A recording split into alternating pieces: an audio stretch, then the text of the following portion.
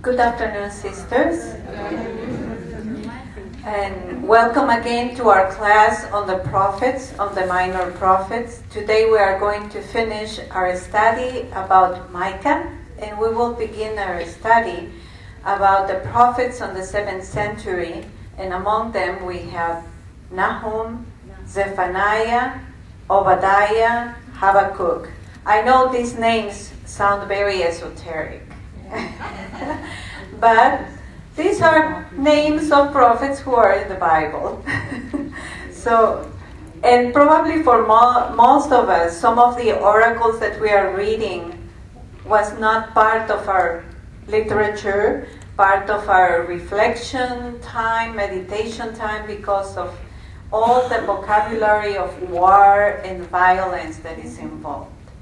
And one of the reasons that we are doing this study from the context is because I want to bring the reason why all these images of war are present in these prophets.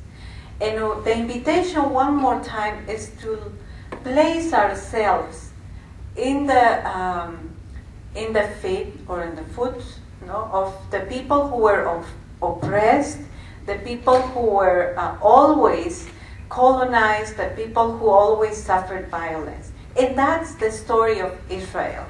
Israel was not a very powerful kingdom. It was not the most biggest empire in the Middle East.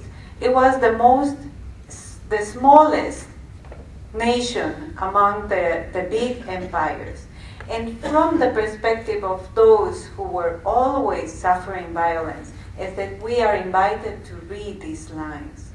For us who are not accustomed to experience such a violence, it may seem strange, but for people who have suffered violence over violence in their countries, in their own status of citizenship here, or in their own experiences in the society, those who have endured violence and oppression, they identify very easily with the words of the prophets, because these words were written for people who were really experienced those kinds of violence in their life.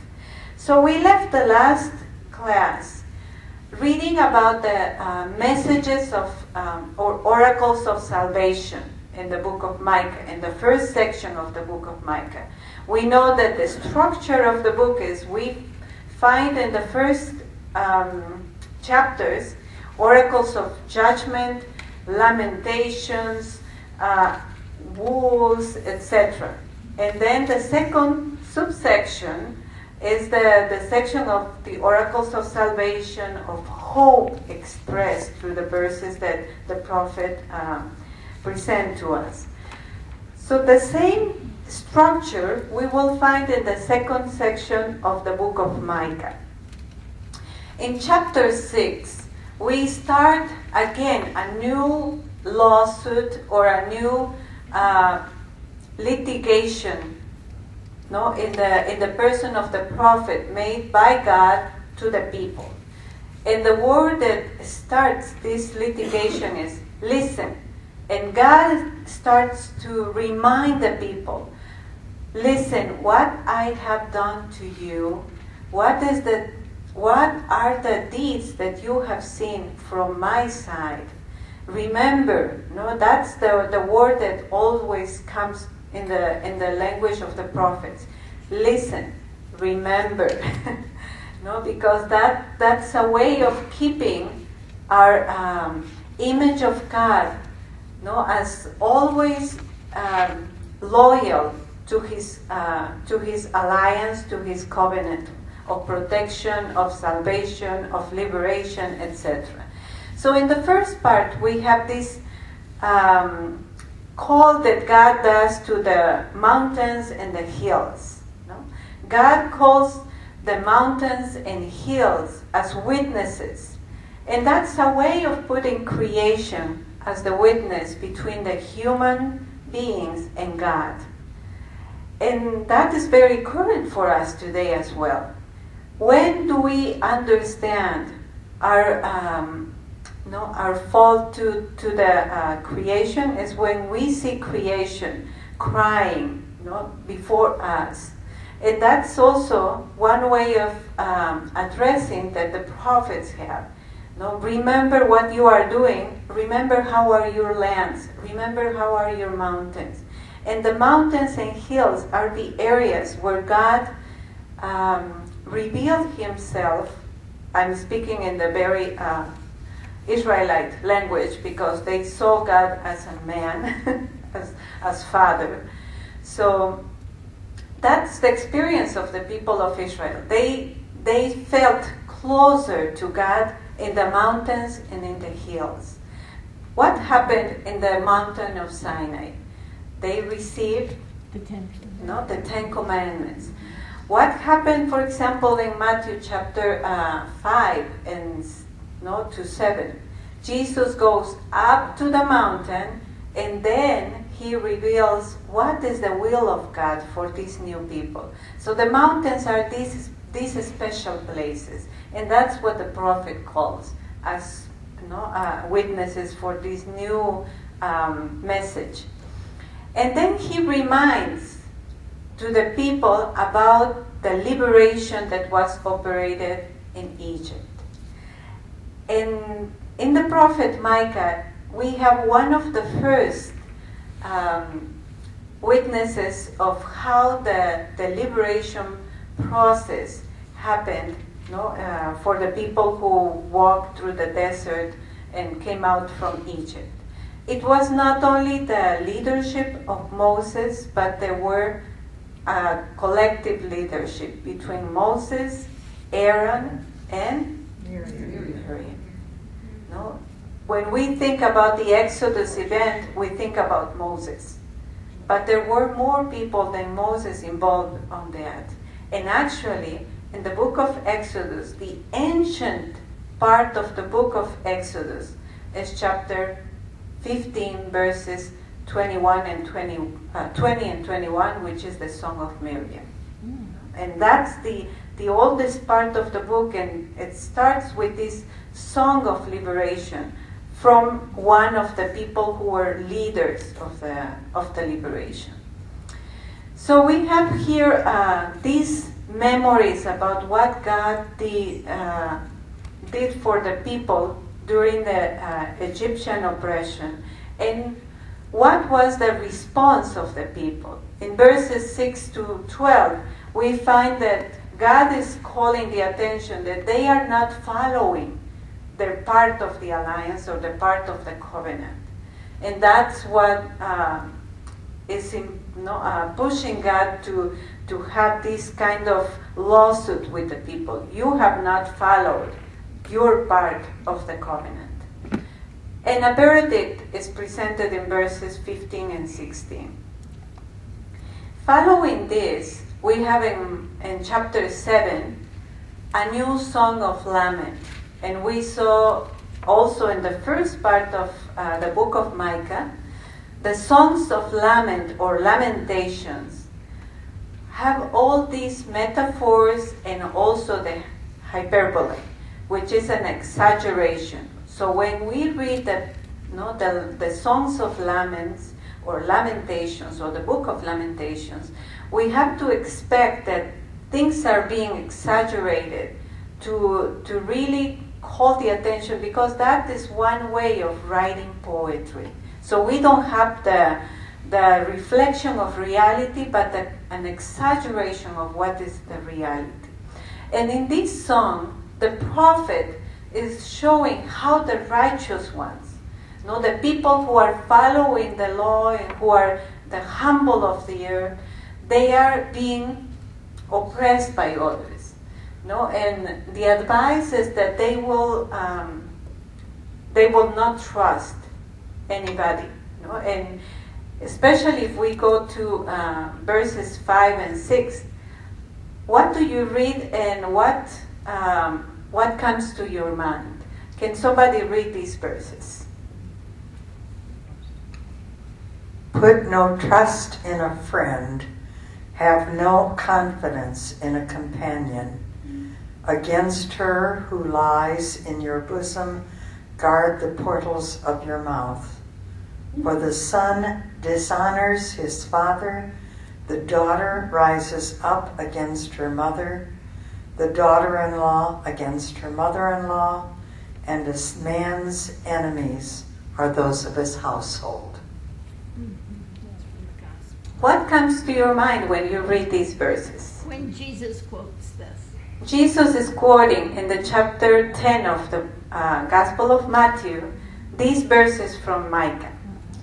And the quotation is coming in a positive way, because when Jesus is quoting these words, he is saying, in the last day or in the day of judgment, a mother will be, or the daughter-in-law will be against the mother-in-law, the father will be against his son, etc., as a sign of who is choosing to be in the side of God and who is not accepting the Messiah. But in this book, the message of the prophet is that division in the household is seen as a negative, as a negative reality. And this is coming from a different context, a different situation in which the influence of the other cultures are going into the younger generations, and they are not keeping the tradition of the fathers. So when we read the quotations in the gospel, we have to understand how the Pharisees are hearing this, because they know the background of these words of Mica. So it's very interesting how much in the New Testament we find already said or expressed in the Old Testament, and how is that Jesus rereads these lines and applies to his own context. So in this case then, the division in a house, the division between father and son, between mother and daughter, between friends, is seen as a negative sign, as a sign of destruction or a sign of losing the values. And then inside of these chapters, we will find the famous quotation of Mica. How can I present? With what shall I come before Yahweh? No, you have already been told, O mortal. It doesn't say, O man. No, the word is mortal. What is good and what Yahweh requires of you? Only to do justice, to love kindness, loyalty, and to walk humbly with your God. What is the context of this? These verses from Micah verses 6 to 8 are part of songs that the people are singing while they are going into the sanctuary, while they are going into the temple. So they are going to the temple to offer sacrifices. They are going to the temple to bring everything that they have to offer God in the rituals, etc. And what do they sing? Remember that what you are bringing has to come out of justice that you are practicing, out of the humility in which you are walking. It's not to show up, oh, how much money do I have, and so I'm bringing all these animals for the sacrifice. Oh, look at me, I have all these first fruits of my lands, and I am coming here to offer in the sanctuary. It's not to show up themselves, but to reflect in the works of justice that they are doing. So it doesn't go against the cult, it doesn't go against liturgy. It makes the people, the pilgrim, or the person who is entering the sanctuary, to think about what they are bringing inside more than outside themselves.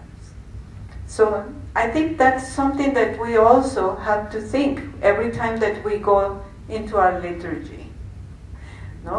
When we do the presentation of the gifts, or we do all these beautiful rituals, are they also reflecting what is inside of us, no? Inside of our hearts. And the second section that comes in the prophet Mica also has, again, the second part of the second section, all these oracles of hope about Jerusalem. No? And Jerusalem, the daughter, sings her victory, but by singing her victory, it's also expressing how Nineveh will be destroyed, how Nineveh is the loser, how Nineveh is being punished, how Nineveh is now the situation has been reversed. And that also makes us think about how much oppression have they suffered, so that the same oppression they have endured, they express to the enemy or to the adversary. Because everything that they are expressing that will happen with the enemy is what they have endured, is what they have gone through. No? And here we have also this desire to rebuild the walls of Jerusalem, rebuild the city of Jerusalem. And the song that was made is made in Judah in respect of Assyria. Assyria never destroyed Judah. It didn't destroy Jerusalem. It was Babylon. No? But Assyria destroyed Samaria.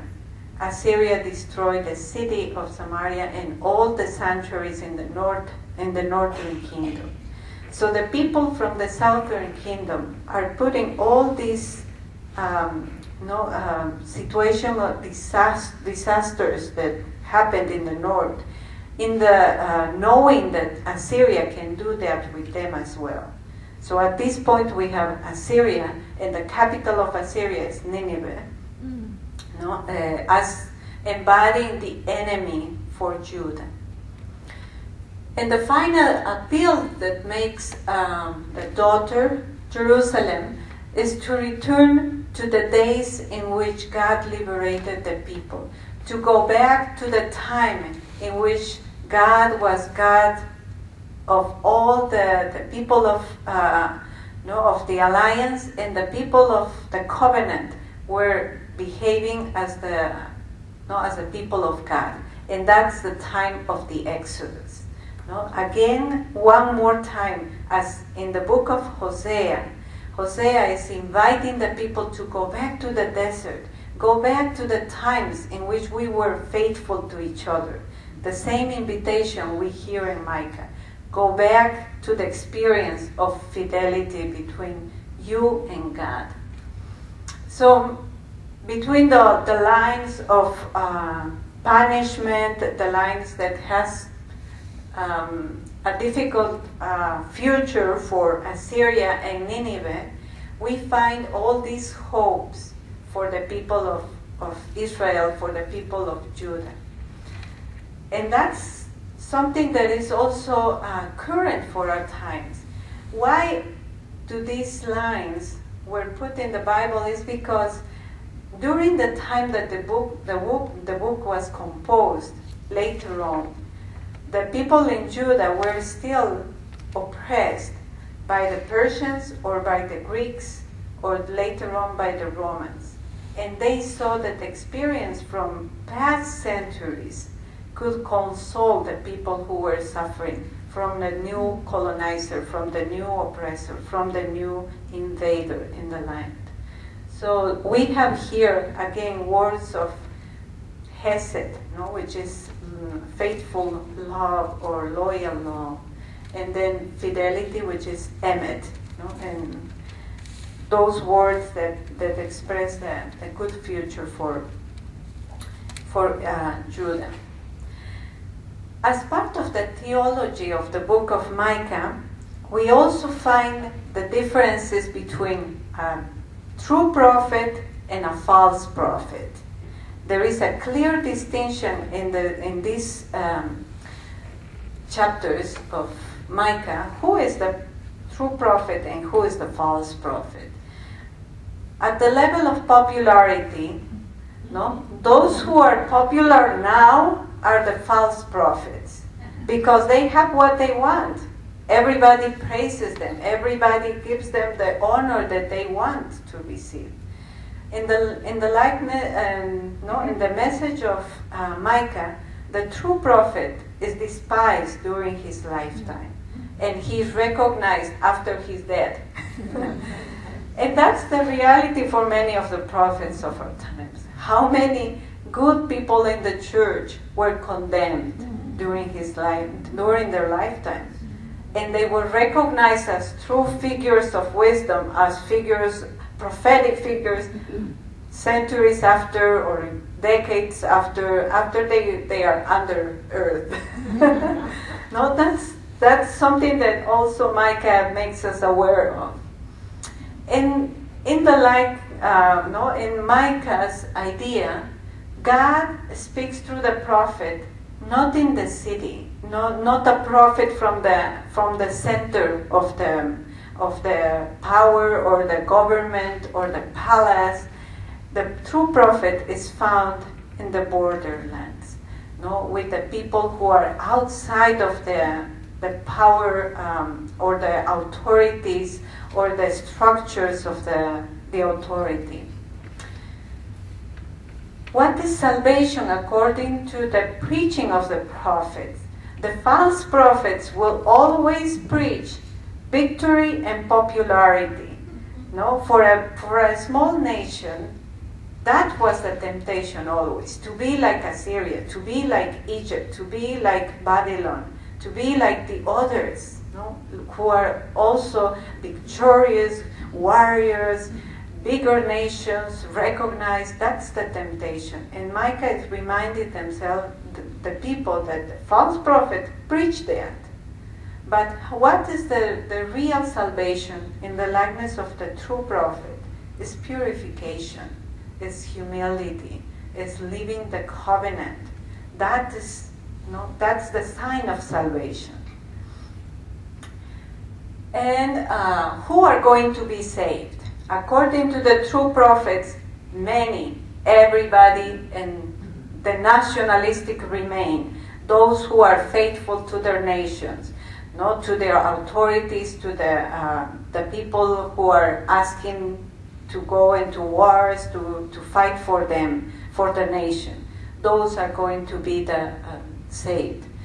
And according to Micah, or the true prophets always proclaim that those who are going to be saved are the small remain.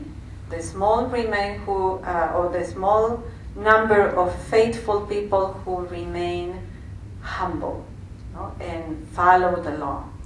So that's something that also comes as an awareness from the prophet Micah.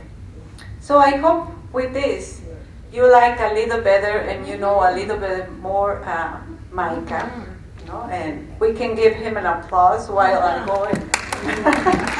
Not for me, it's for Micah. So we go now into we walk a little bit more further in the time, in the 7th century, and we will go to look at the context of the ministry or the time in which Nahum and Zephaniah were prophets in Israel. So we are in the 7th century, and what we find in this time of these two prophets, and also in the time of Habakkuk, is the conflict between Assyria and Babylon, and the conflict between Assyria and Egypt. The first one is an internal conflict. Assyria and Babylon are very close geographically. One is in the south and the other one is in the north, and they were always fighting for the power of the eastern area of that part of the global planet, the global earth. So in past times, in the 11th century or 12th century before Christ, that was the empire of the Babylonians, the old Babylonian empire. But Assyria, in the 8th century, during the 9th and 8th century, they gained more they were more intelligent to renew the mechanistics of war, and that's how they conquered power. So what we have in the 7th century is that Babylon developed their own mechanics for doing war, and they wanted to recover what was the ancient empire. And Egypt, of course, was looking always to go up into the eastern area and conquer all that land. And they were powerful enough in the southern area of on the northern part of Africa. So we have this time in the 7th century, in the time of the prophets, of these 3 prophets, this constant clash between Assyria and Babylon, and finally the conquer of Babylon over Assyria. So the city of Nineveh, that was the sign of power, becomes destroyed. And that's something that these 3 prophets are going to celebrate. No, they are going to celebrate because the enemy, the sign of oppression, has been defeated. And that is what's coming in the message as the main message of these prophets. So we have as the emperors, Esarhaddon, Shinshar-ishkun, Ashurbanipal, Nabopolassar is the last king of the Assyrians, no? And it's the founder of the Babylonians, and finally he recovers the land of from the Assyrians to Babylon. So we have all these political clashes. What it means that while these big nations are fighting against each other, what's happening with Judah? They are happy. No, they are, because they are busy enough among these other nations, so they are gaining some freedom in their own land. They are trying to rebuild their own cities. They are growing in economy, etc. Because Judah is not part of the conflict. So not as a very important nation, but as part of the passage, always in the middle. So during this time, we have also the renewal of the cosmovision, or the arts, the fine arts that were part of the ancient Babylonian culture. So what we have here is, like in the time of the Renaissance or the humanistic period in our own century, after Christ, the people were interested in learning Sumerian, in learning their ancient languages, and knowing more about the ancient empires. And that was happening in Babylon, and in Assyria. One of the emperors built a library so that they will recover all these poems made in Ugaritic language or Sumerian, etc. And they recovered all the legends and the mythic stories. And that's going to be very influential also for Judah, because the people who were part of the court or priestly families, they went to study and know about these stories abroad. And that's how they also composed the stories of the creation, of the flood, etc., with all the influences from Babylon, from Egypt, etc. So we have here this renewal of the literature, etc., in the Middle East, but also Egypt. If we go into the history of Egypt, all these pyramids that we find are very ancient, before this time of Semitic one. The pyramids are from the 3,000 years before Christ or 2,000 years before Christ. So during this 7th century, they also want to recover the knowledge of the ancient people, how they built, and what was the belief in building all these structures no, as the way they were built. So there is also a renewal of studies, investigation, etc. in Egypt. And that influenced Judah. Who is reigning in Judah during this time? First we have Manasseh.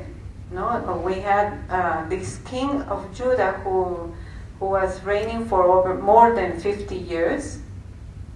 And he had a peaceful time during his kingship because he paid the tribute to Assyria, or he was not involved in all the conflicts. He didn't reject to give all the good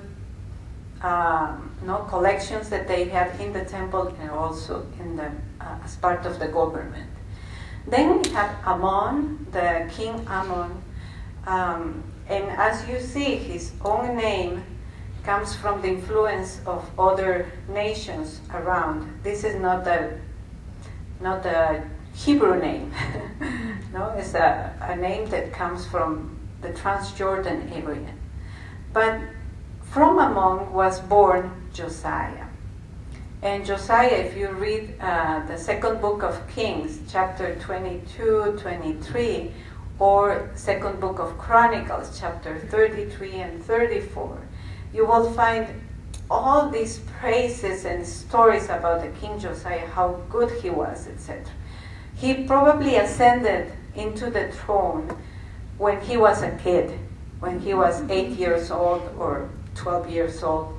There is no clarity, but he was a kid. And actually, those who were governing the nations were the council of the court, or the priests who were also the leaders of the nations. So, and especially when we have the story of the prophetess Huldah, you will find that those who are taking the decisions are the priest Shaphan and the conciliary, etc. The names Hilkiah, etc. appear there because the king really is not doing anything, any major role. He's just there, a baby. No, but during his kingship, and probably that's the reason those who are writing write that he was a great king because he let them do wherever they wanted. No, and the ones who are writing the stories in the book of Kings and in the book of Samuel and Kings, and also from the book of Judges and the book of Joshua, are all part of the school of the Deuteronomical school or the Deuteronomist, which is a group of intellectuals during the 7th century, rewriting the traditions or recovering the traditions from ancient times and putting into the writing according to their own views of how the history of the Hebrews should be. And so that's what we have as Deuteronomistic literature. And all the memories of the kings, all the memories of the majority of the prophets are coming from this school, the school of intellectuals or theologians of the time. So according to the Deuteronomist, Josiah found a book in the temple while he was rebuilding the temple of Jerusalem, or expanding the temple of Jerusalem. And that was the book of Deuteronomy. And according to the book of Deuteronomy, that it was so said that it was found, probably it was composed, a new reform should be initiated, and all the idols of the land should be taken away, and the central cult and the only place of cult should be Jerusalem and not the other sanctuaries around. So during the time of Josiah, all the cultic areas in what is today in the Palestinian area or in the northern area, all of these sanctuaries are going to be destroyed, and the only temple, the temple of Jerusalem, is the true temple that should continue. And in the book of Chronicles and in the book of Kings, you will find how he died. Even though he was a good king, because he was promoting the temple of Jerusalem, he died in a fight in a very short time of his kingship, fighting against Egypt. As a social context, during this time, we have the increase of the population in Judah or in Jerusalem, in Judah as well. And you will see here, this was Judah before, in the 8th century. And this is Jerusalem in the 7th century. No, it's a bigger area. And the population also increased because of the refugees from the north, but because there were no wars among themselves inside of the land, so the people was more dedicated to commercial trade or agricultural activities, etc. So inside also of Jerusalem, there is all this desire for learning about their identity as a people or the history of their own nation. And this is the time when they write their history of how they became a people of God, how they came out of Egypt, how it happened, the Exodus, how it happened, the creation of the world, etc. So all the writings are made during this period, the time of Josiah. So this is the context in which the prophet Nahum is coming into life. And according to the book of Nahum, chapter 1, verse 1, he was born where? Elkosh. No, there are so many theories about this place because there is no place like Elkosh. So if you go today to Nineveh, which is now a part of Iraq, Iraqi territory, they will say, here is the tomb of Nahum. And they do have, that's the place where is in the picture, the tomb of Nahum and Nineveh. No, because all his oracles are addressed to Nineveh, no? But also in Judah there is a tomb of Nahum. No? And if we read especially chapter 2, verse 1, or chapter 1, verse 15, it depends which translation or which tradition are in your Bible, you will find that he is speaking about Judah, about the situation in Jerusalem, etc. How can he write in Nineveh if he's writing about the situation in Judah?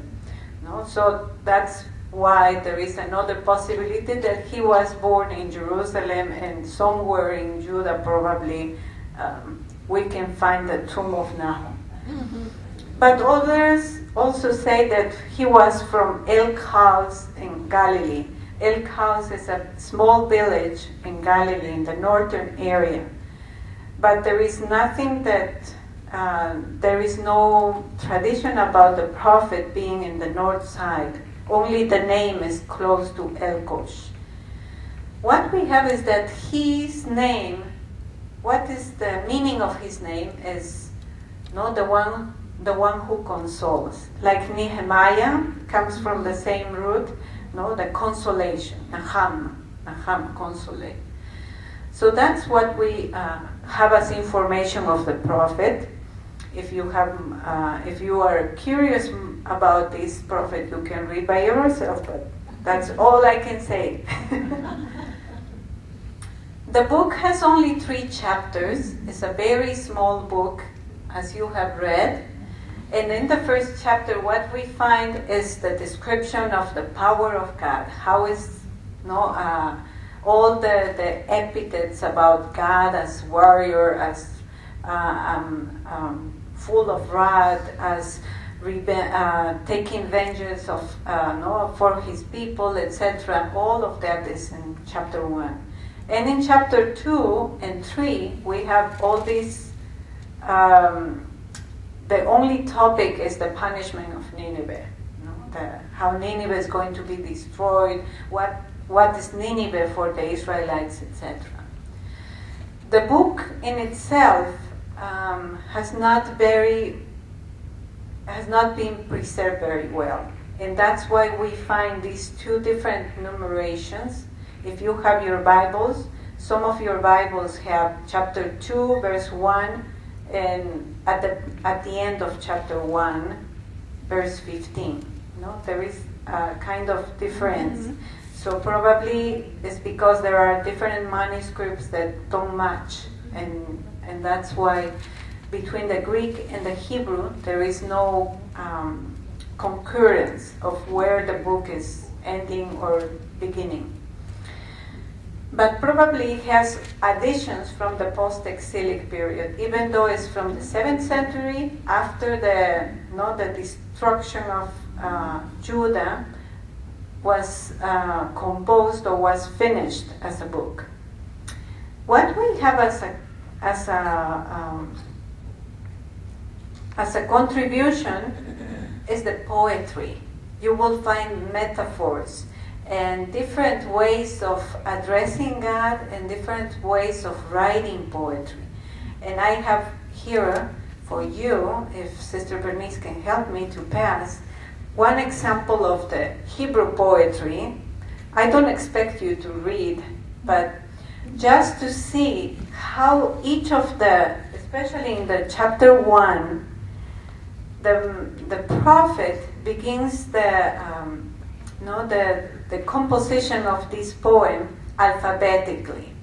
We start, for example, when we write A, B, C, D, E, no? And he starts Aleph, Bet, Gimel, Aleph.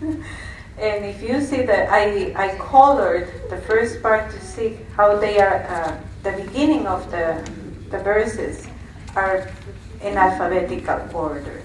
So actually the quality that this book brings is the poetry. So we are learning a little bit about the Hebrew language. No, if you can read the part that has the yellow print, there are the yellow print shows you the beginning of the verse. No, the beginning of the verse, and the first verse or the first will start with Aleph, right? The other yellow mark is with Bet, the other yellow mark with Gimel, and the other with Dalet. Those are the beginning of the alphabet, the Hebrew alphabet. Aleph, Bet, Gimel, Dalet, etc. So in the first chapter, that's something that we observe. No?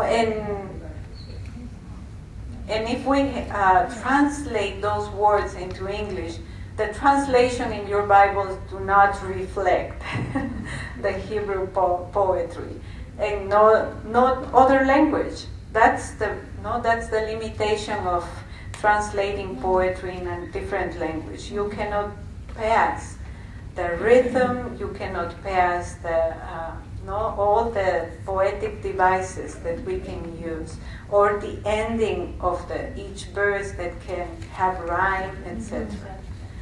So, what do we have in these 8 verses of chapter 1 as a message? We have so many descriptions of God, how God is, but we also have this interesting a description that God is slow to anger but great in power. And actually this is a kind of echo to Exodus. When we find in Exodus the description that Moses does to God in the Song of Moses, he will say, God is slow to anger and filled with mercy. But here, Nahum says, God is slow to anger but full of power. which is a difference. No, and in Exodus, the message is going to the people, to the members of the community. And now God is being described in relationship to the adversaries. So to the adversaries, God is slow to anger but full of power. Remember, watch out. While in Exodus the message is for the people inside. It's slow to anger and full of mercy. Wherever they did in the desert, they were murmuring, they were against, we should go back to Egypt. Why did you bring us here? I don't want this food, I don't want this water, I don't like this place. All the Israelites were having all these behaviors, and even with all of that, Moses says, God is slow to anger and full of mercy. But here, with the enemies, no way. He's not going to forgive any of the actions of the adversaries because they were cruel. No? They were cruel for the people of God. So in this first part of the book, we have all these descriptions of God, and I think I have here some of the words that I collected. Avenging, wrathful, like fire, slow to anger but great in power, God of indignation for those who suffer. God is good, God is a stronghold, God is protector. God will pursue and make an end to the adversary. God afflicts, breaks off the yoke. All the descriptions of God are coming with all these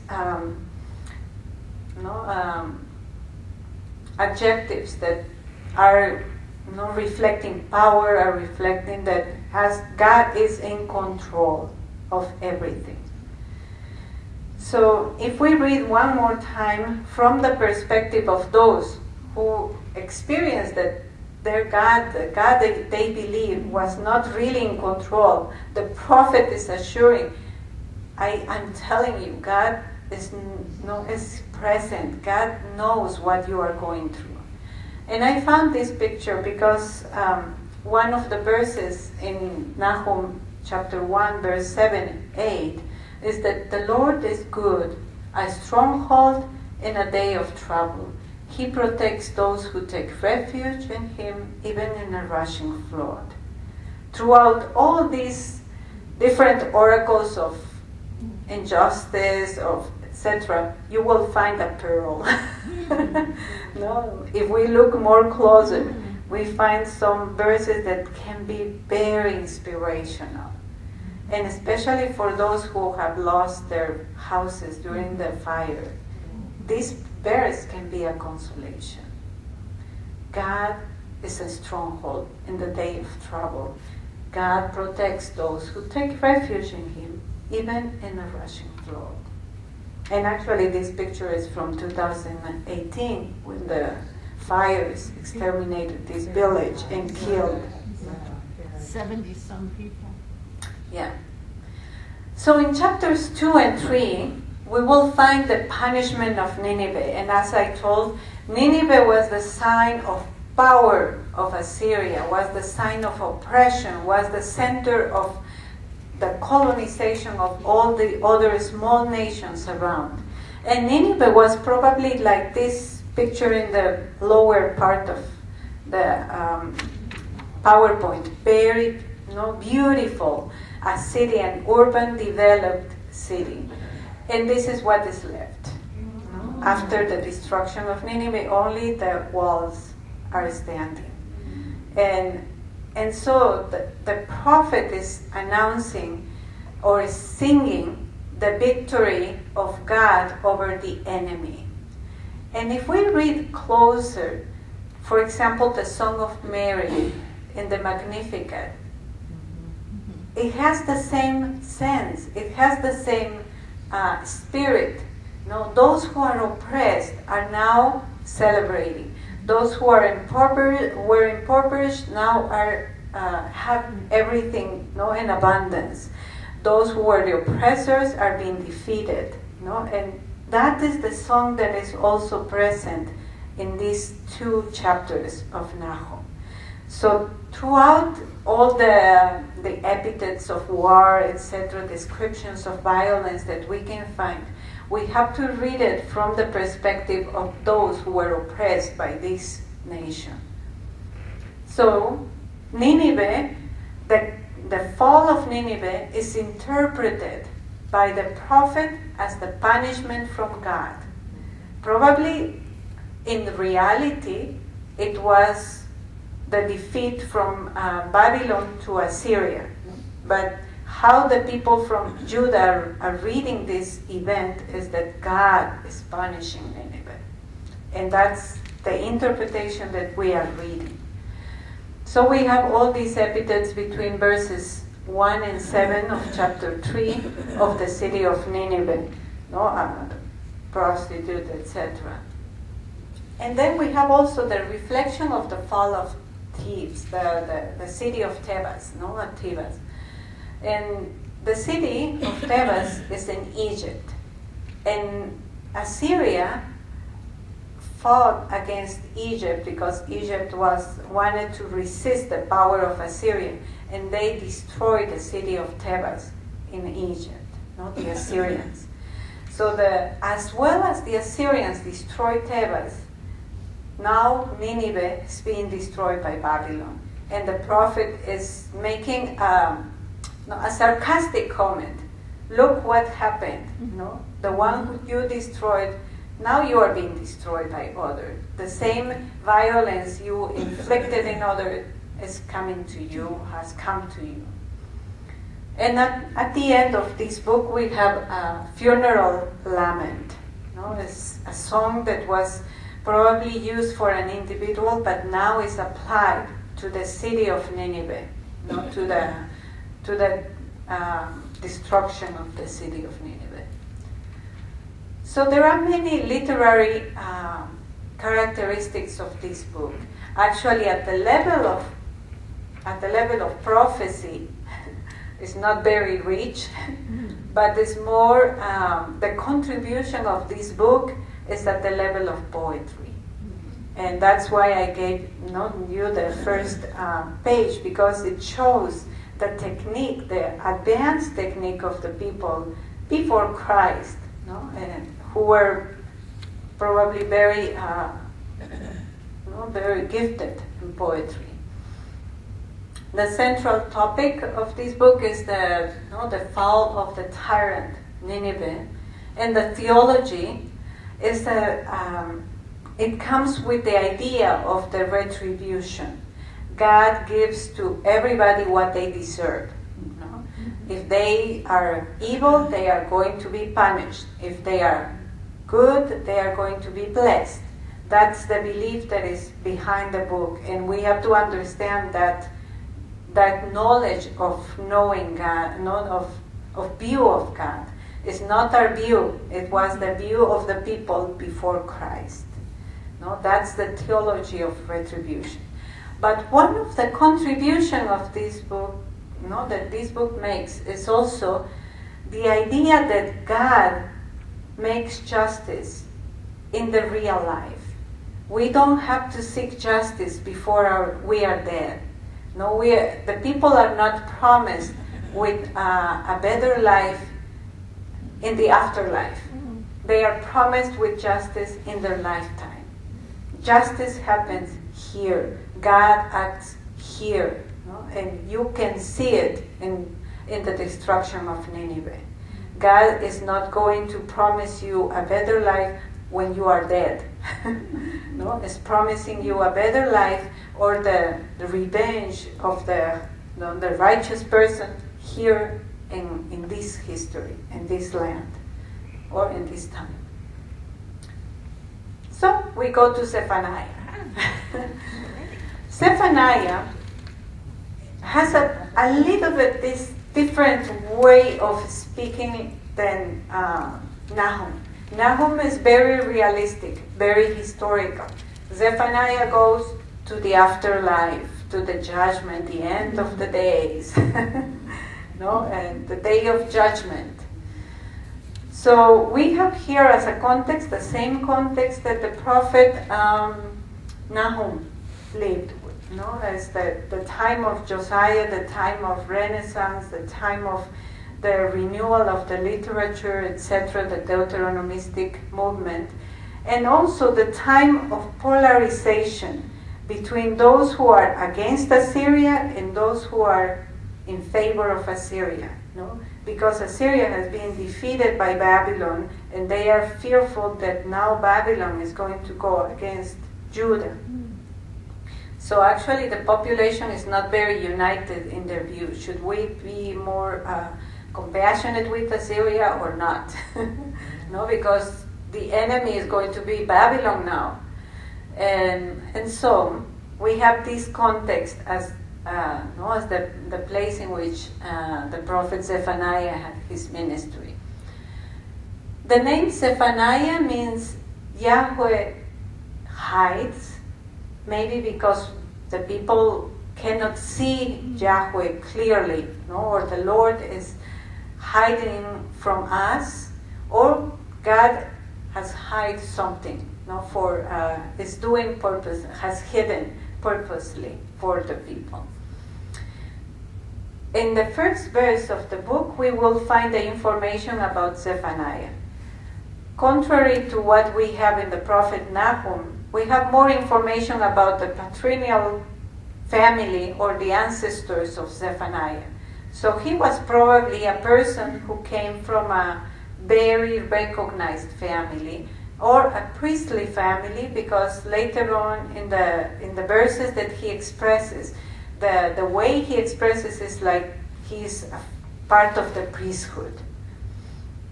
And he writes in Judah, specifically in the city of Jerusalem. The book is also very short, has only 3 chapters. All this, the major topic is Jerusalem. No, the central topic is the importance of Jerusalem. And the classical style that we find in this prophet is the oracles of judgment, followed by oracles of consolation or salvation. And some of the parts or some sections of the book are post-exilic, which means after they went into Babylon and they came back. So in the first section of the book, between chapter 1 verse 2 until chapter 2 verse 3, we will find this main topic, the day of the Lord. And if you go to the preachings of the evangelical communities, you will find many quotations of Zephaniah, the day of the Lord, the wrath of God, etc. But actually the context is this destruction of the city being seen as the punishment of God. But this is not the end of all evil, because actually that is not changing the hearts of the people in Judah. They are being tempted to become like Assyria or Babylon now, a very important nation. They are writing their books and they are becoming more proud of their history, proud of their own God, and they want to have this popularity among other nations as well. So to this context, the prophet is writing to the higher classes in the society, because they are becoming more nationalistic and more proud. And those who are becoming less important, again, are the poor. Are those in the lower classes.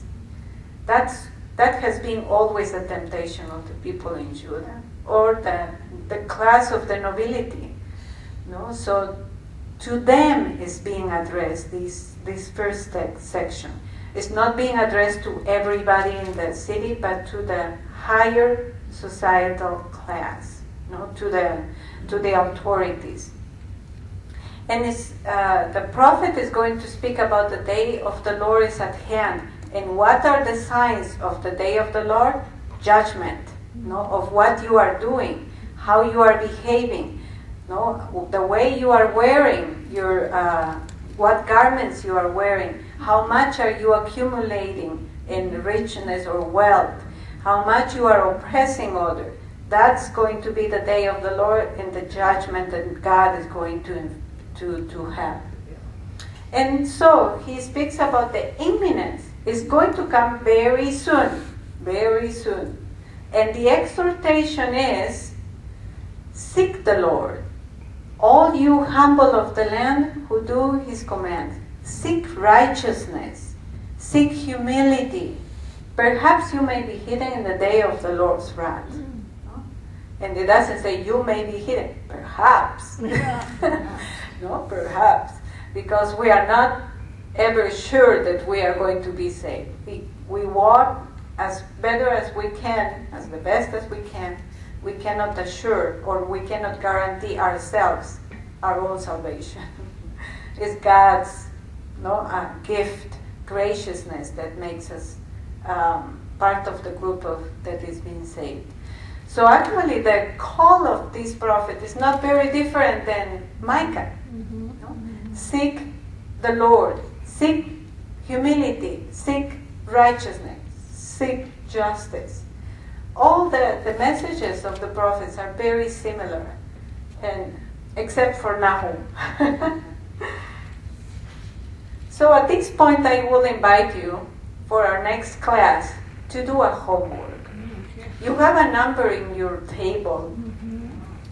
So each of you, if you can place yourself in the person of an immigrant single mother coming to USA escaping from dictatorship or war. For example, somebody from Venezuela. Imagine that you are those who are number one. Put yourselves in this place, and in the light of Zephaniah chapter 1 verse 7 to chapter 2 verse 3, write a poem from the perspective of a mother who is escaping from dictatorship and coming as a refugee. Or place yourself, those who are number two, those who have the number two, place yourself as an Indian woman from a Dalit class. And you know the Dalit class is the lower class in the society, and in India, facing danger and violence by men of higher castes, who are never going to be trapped or going to tribunals because they are from a different caste. Place yourself, for those who are number 3, as a sister of Breonna Taylor. You know who is Breonna Taylor. Yeah. So imagine yourself as the sister of Breonna Taylor and write in likeness of these verses. How can you compose a poem? Or for number 3 or 4, as a leader of an indigenous community in the Amazon. Imagine yourself as an indigenous leader of the Amazon, constantly threatened by a multinational company that wants to extract natural gas in your land. So you are being threatened or being pushed to go out of your place, the place that you lived for many years. So with this, placing ourselves in the situation of these people, write or compose a poem of gratitude to God for the failure of your oppressors, and see how much violence comes there. Thank you.